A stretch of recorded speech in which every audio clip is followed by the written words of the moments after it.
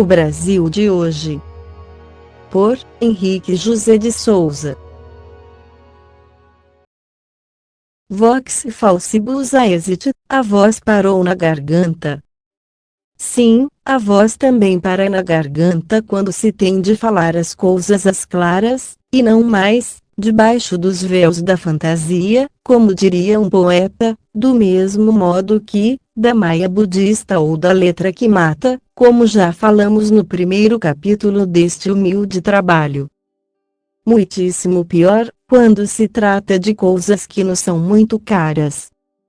Acontece, porém, que sendo elas escritas, o ânimo aparece, mesmo que contrariando a voz do coração. É o caso de sermos obrigados a falar da anarquia política e de outras coisas mais que afligem atualmente o nosso caro Brasil, a começar pelo estado de São Paulo, como uma das estreias de maior fulgor que sempre foi na sua gloriosa bandeira. De Pedro I a Getúlio Vargas já o dissemos em os números 16 e 17 de Luzeiro. Brasil teve 22 governos, tal como o número dos arcanos maiores, a gestão do Sr. Getúlio terminando em 1955, o seu sucessor terá que possuir braço forte, sob pena de fracassar desde o começo.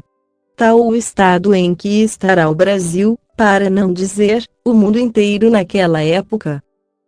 O que se fez durante todo esse tempo para que o Brasil pudesse ser hoje, como afirmamos a cada passo, o santuário da iniciação do gênero humano a caminho da sociedade futura? Com outras palavras, o que se fez até hoje para que o mesmo obtivesse a recompensa que a lei divina lhe outorgava com os esforços daqueles que trabalharam para um Brasil fenício, um Brasil ibero-ameríndio, e finalmente, o Brasil independente, sonhado por tais homens até chegar a Cabral, Tomé de Souza, Manuel da Nóbrega, José de Anchieta, Martim Afonso e outros tantos varões ilustres, que, embora contrariando os Lusíadas, aqui chegaram por mares muitas vezes navegados. Sim, por mares e oceanos, onde um deles, em seu próprio nome, revela a grande catástrofe Atlante. Vergonha dizê-lo, pouco ou quase nada foi feito durante todo esse período de governos.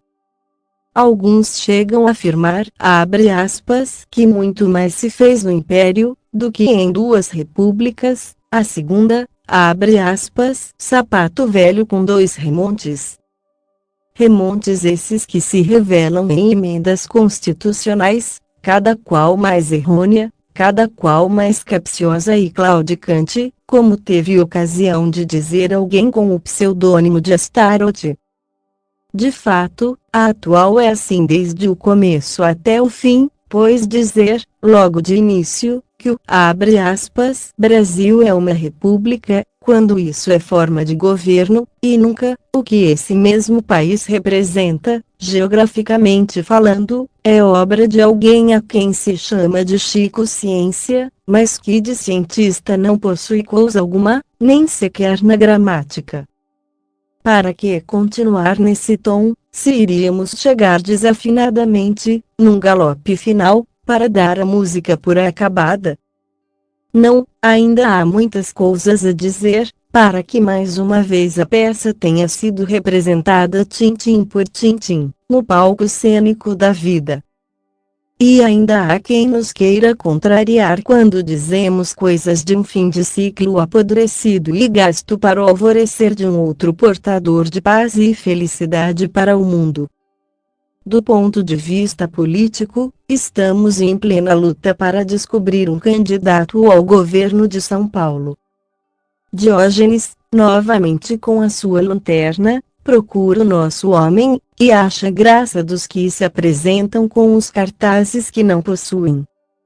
Sim, os homens apresentados pelos tais partidos políticos causaram assombro aos homens, com maiúscula, da elite cultural de São Paulo, do Brasil inteiro. E continuam os discursos promissores, mas comprometedores arranjados por terceiros. não é mais o Desperta Enoque, Hermés e outros nomes das santas teogonias, pelos quais se deve chamar. Por mais longínquos que os tempos sejam, é para Badesir e Etibal. E a seguir, com 4 séculos apenas de trabalho por São Paulo, pelo Brasil, por Manuel da Nóbrega, José de Anchieta, Martim Afonso, João Ramalho e tantos outros luminares da brasílica história, para que eles se revelem, e apontem o nome do Messias político, que conheça nossa própria eubiose, a eubiose que se ensina em nosso colégio iniciático.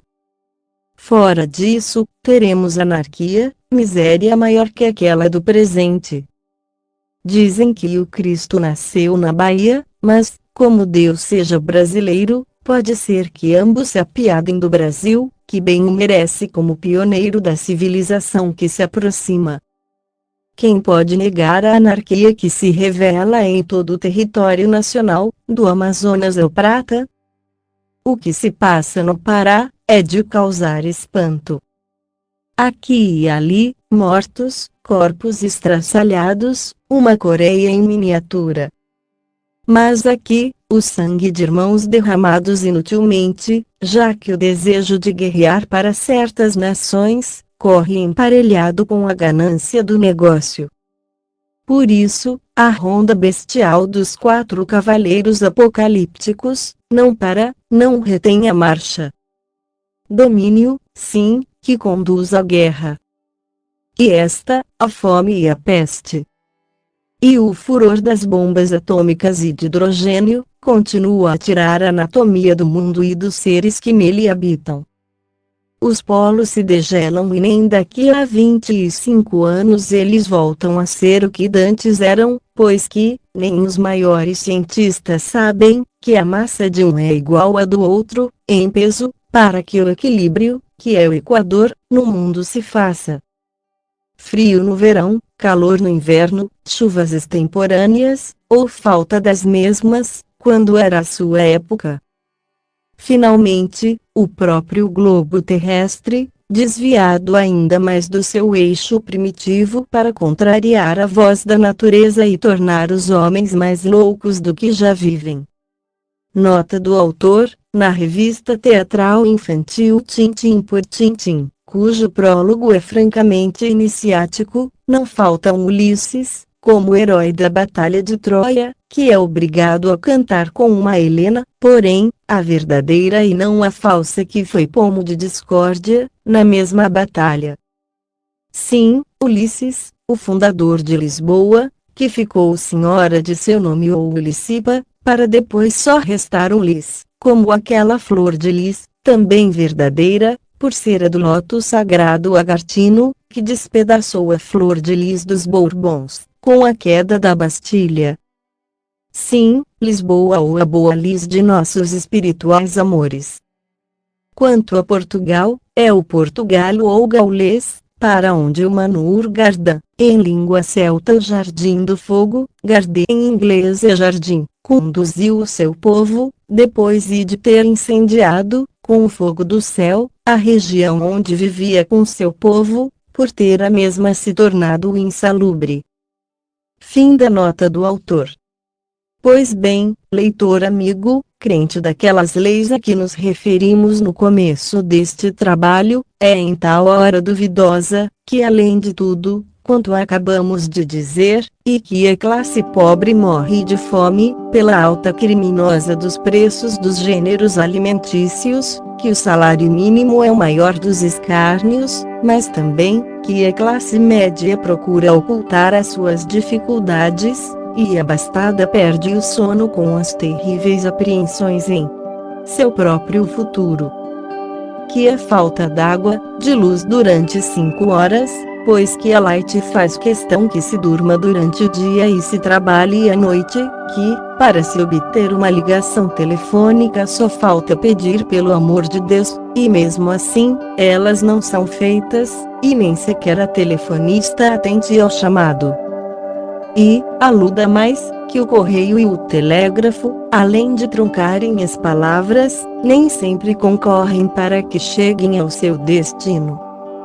Sim, é nessa hora terrível de nossa própria e atual história, que muita gente acha de fazer ligações telefônicas para as famílias decentes, insultando-as, proferindo palavras indecentes, algumas vezes, altas horas da noite.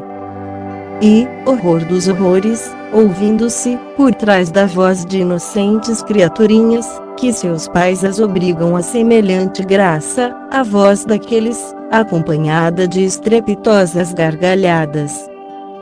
Que belo exemplo dão semelhantes pais àqueles que deveriam educar condignamente, para que a árvore que não nasceu torta, jamais chegue a ficar desse modo. A verdade, porém, é que ninguém nasce na família que não seja sua, segundo a lei de karma. Pena que não pudéssemos trazer para o nosso lado tão inocentes criaturinhas. Mas, quem sabe, antes cedo do que tarde, elas virão para as nossas fileiras, de acordo com os pés messes in semine. E, como Sua Excelência o meritíssimo juiz de menores não possa dar cobro, já que não há uma polícia de costumes, a tais coisas, que evite, ao menos que essas criaturinhas tomem parte direta nas canções dos morros, tão em voga nas estações de rádio. Ver-se uma delas, por exemplo, de mãos nas cadeiras cantando Meu Mulato Bonito, pensa-se logo que, 1000 vezes, seria preferível vê-las assistindo um filme censurado, dos quais nem sequer lhes resta lembrança, do que tomando parte ativa neste outro filme ao vivo, onde as formas psicossensoriais, expressas era gestos e palavras, arruinam o caráter logo no começo da vida. Parece que até agora ninguém se lembrou de tal coisa. E se alguém está em desacordo conosco, só podem ser os autores de semelhantes telefonemas ou das tais cartas anônimas, que representam a arma dos covardes, dos invejosos, dos ignorantes, mesmo que com o rótulo de espiritualistas, mesmo que ocultando cargos públicos, muito pior porque a quem muito for dado, muito será pedido. Não, absolutamente não. A tais indivíduos não se pode dar o nome de paulistas, por serem estes os herdeiros diretos do dinamismo, da coragem e da cultura dos bandeirantes de outrora. O verdadeiro paulista é aquele que está sempre pronto a dar o seu sangue por São Paulo, e pelo Brasil, para que o mesmo possa continuar a sua marcha triunfal para a nova civilização que se aproxima. E da qual somos os seus fiéis detentores. Onde quer que estejais, José de Anchieta, Manuel da Nóbrega e outros santos jesuítas que, nesta terra os selvagens catequizaram. Fazei entretanto com os civilizados de hoje, antes que eles a si mesmos se devorem. Desse modo, só nos resta apelar para os expoentes máximos da cultura bandeirante, chamem-se acadêmicos, jornalistas, radialistas, escritores, filósofos, seja quem for, contanto que defensores da sua própria evolução e dos seus irmãos em humanidade. De fato, chegou a hora em que todos esses elementos da cultura bandeirante, para não falar da do Brasil inteiro, devem formar uma frente única, que a bem dizer já se acha apontada na espiritualista pela qual nos batemos desde o começo da obra, e agora mesmo foi motivo de discussão, através de diversas teses, cada qual mais valiosa, em nossa sexta convenção, na Estância Sul-Mineira de São Lourenço. Sim, viva São Paulo no seu 4º centenário! Mas, um São Paulo ressuscitado das suas cinzas, pelo valor, pela grandeza de seus verdadeiros filhos, que são justamente aqueles para os quais lançamos este patriótico e espiritual apelo. No mais, não há como repetir sempre e sempre as mesmas palavras, que ainda este trio foram proferidas no portal de nosso templo: transformação, superação, metástase. Além do mais, porque é das mesmas que São Paulo, o Brasil inteiro, necessitara. Este episódio encerra este artigo escrito por Henrique José de Souza.